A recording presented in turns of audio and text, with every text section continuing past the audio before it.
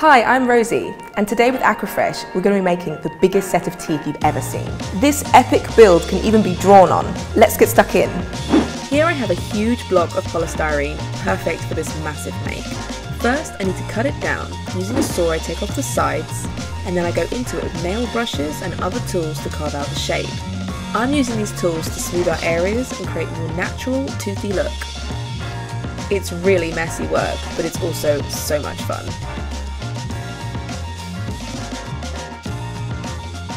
Once I've carved out the tooth, I smooth it down with sandpaper all over, making sure I take out any remaining lumps and bumps. The next step is to apply a protective layer of plaster all over the tooth. Polystyrene is easy to dent, so we want to make sure our teeth are nice and strong. I apply a thick layer of plaster all over the teeth and smooth it out. I then give this a quick sand and I'm ready to paint. Using the brush, I paint the gums a nice rich red colour. This will need a couple of coats as the plaster will soak it up a little. Finally, I add a protective gloss coating, leave to set, and I'm ready to get doodling.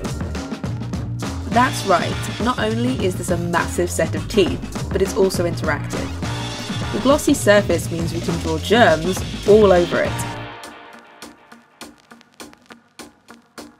And using my trusty giant Aquafresh toothbrush, I can clean those germs right off. It's important to brush every surface of the tooth thoroughly, side to side, up and down, and in circles.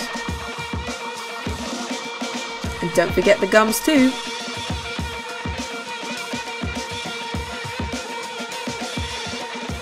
And there we have it, our biggest ever build on Craft Factory.